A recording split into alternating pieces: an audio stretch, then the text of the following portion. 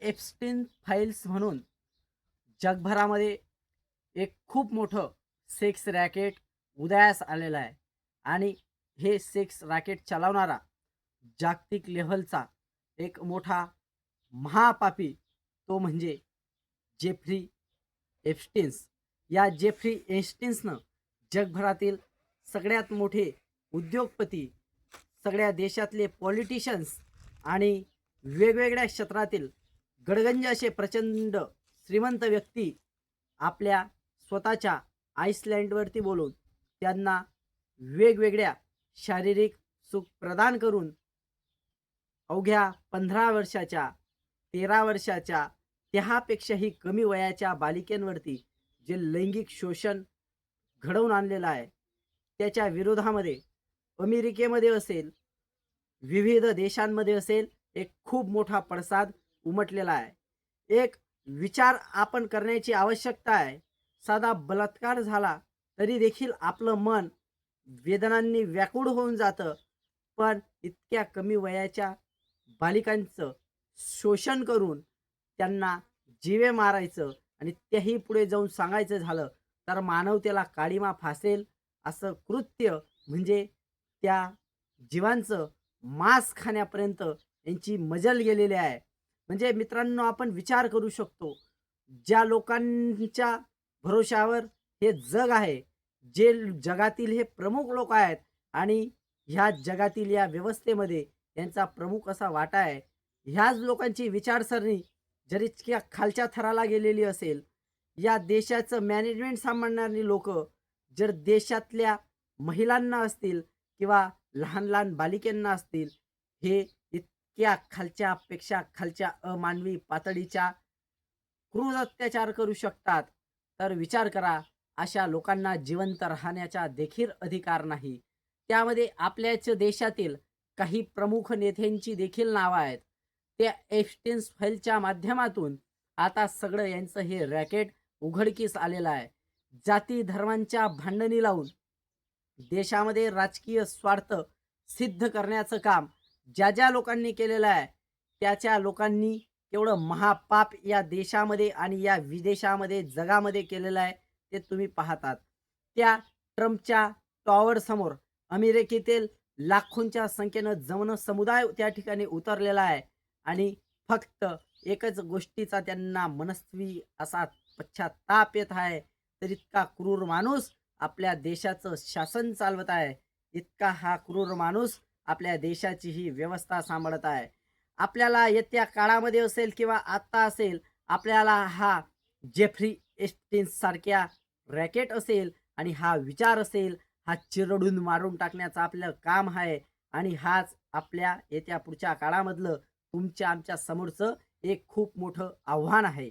वसुदैव कुटुंबकम म्हणणारे आपण, सारे विश्वची माझे घर असं म्हणत सगळ्या विश्वासाठी ज्या संत ज्ञानेश्वरांनी पसायदान लिहिलं, त्याच संत ज्ञानेश्वरांच्या भूमीतल्या या भारतभूमीतल्या एका प्रमुख नेत्याचं त्यामध्ये नाव आहे.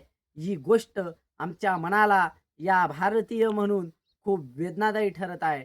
म्हणून एवढं महापाप यांनी केलेलं आहे. या जेफ्री एप्स्टीन्सनं अवघ्या कुमार वयातल्या, किशोर वयातल्या अल्पवयीन मुलींचं जे लैंगिक शोषण जगभरातील उद्योगपत्यांच्या, राजकारण्यांच्या माध्यमातून केलेलं आहे, त्या लाखो मुलींचं, त्या लाखो महिलांचं जे बलिदान गेलेलं आहे, त्यांचा जो हा असा अपमानकारक मृत्यू त्या ठिकाणी झालेला आहे, त्या अपमानाचा बदला म्हणून जोपर्यंत अमेरिकेसारखा या जगभरातील ज्या ज्या देशांमधले या प्रमुख राष्ट्राध्यक्ष असतील, त्या त्या देशातले पंतप्रधान असतील, त्या त्या देशातले उद्योगपती असतील, यांना जोपर्यंत इथला सर्वसामान्य माणूस रस्त्यावरती तुडवून मारत नाही, तोपर्यंत त्यांना दुसरी कुठलीही शिक्षा आम्ही मान्य करणार नाही.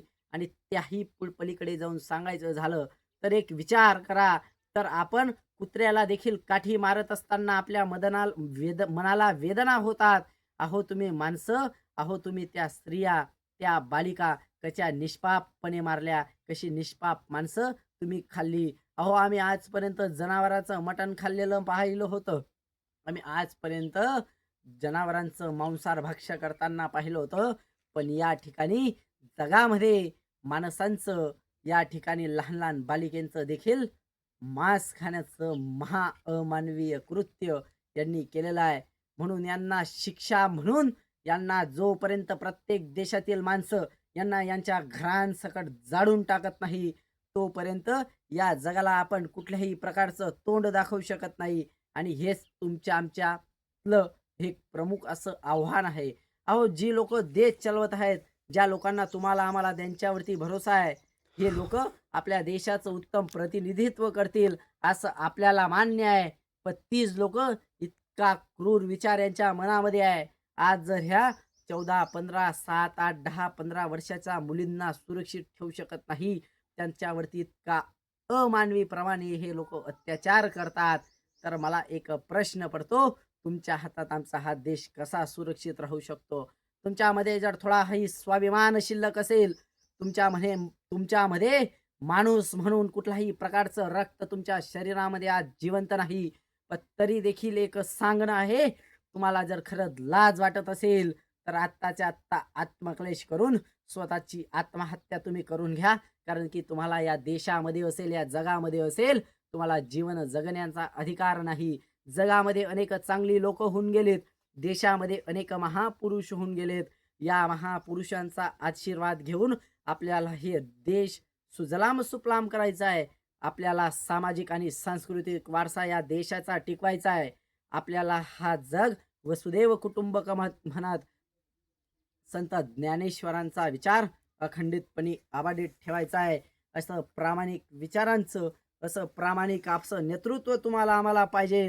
आम्हाला असे विदेशामध्ये जाऊन असा नंगा नाच करून अय्याशीचं जीवन जगून आपला देश कुणाच्या तरी एका माणसाच्या दावणीला बांधणारे नेते आता आम्हाला नकोत. तर आम्हाला प्रामाणिक आणि सोज्वळ लोक या ठिकाणी हवे आहेत. अहो, तुम्ही ज्या राहुल गांधींना इतकी वर्ष टार्गेट करत होतात, तुम्ही ज्या राहुल गांधींवरती बालक म्हणून ज्या ज्या प्रकारच्या हास्य आंदोलन आणि हास्य कल्लोळ ज्याच्यावरती उठवलं, पण तो माणूस किती निर्भीडपणे उभा आहे. त्यांचं देखील इतकं वय आहे, पण राहुलजी गांधी आज देखील त्यांनी लग्न केलेलं नाही. पण त्या माणसाच्या बाबतीमध्ये तुम्ही पाहून घ्या, त्या एप्स्टेन्स फाईलमध्ये राहुल गांधीचं नाव नाही. हा भारतासाठीचा, त्या इंदिरा गांधींच्या, पंडित जवाहरलाल नेहरूंचा विचारांचा स्वच्छ आणि प्रामाणिक असा वारसा आज हा उभा भारत पाहत आहेत. आणि अशीच माणसं येत्या काळामध्ये आम्हाला अपेक्षित आहेत. म्हणून जर या नेत्यांना थोडा स्वाभिमान असेल, जर या नेत्यांना थोडाही अभिमान शिल्लक राहिला असेल, तर त्यांनी स्वतःहून त्यांच्या पदाचा राजीनामा देऊन द्यावा. नाही तर अन्यथा ज्याप्रमाणे त्या डोनाल्ड ट्रम्पचं अमेरिकेमधलं टॉवर लोकांनी जाम केलेलं आहे, तिथला जनसमुदाय रस्त्यावरती उतरला आहे. अनेक देशांमध्ये आता ती लाट परिवर्तनाची सुरू झालेली आहे. म्हणून आपल्याही भारतामध्ये तसा प्रकार होण्याच्या आधी तुम्ही तुमचा राजीनामा देऊन टाका. नाही तर अन्यथा या इथली जनता तुम्हाला रस्त्यावरती तुरडून मारल्याशिवाय राहणार नाही.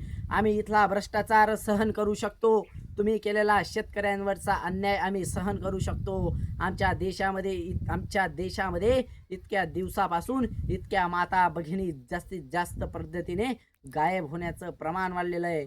इथे देशामध्ये बलात्काराचं प्रमाण वाढलेलं आहे. पण इतक्या गोष्टी या देशवासियांनी सहन केल्यात.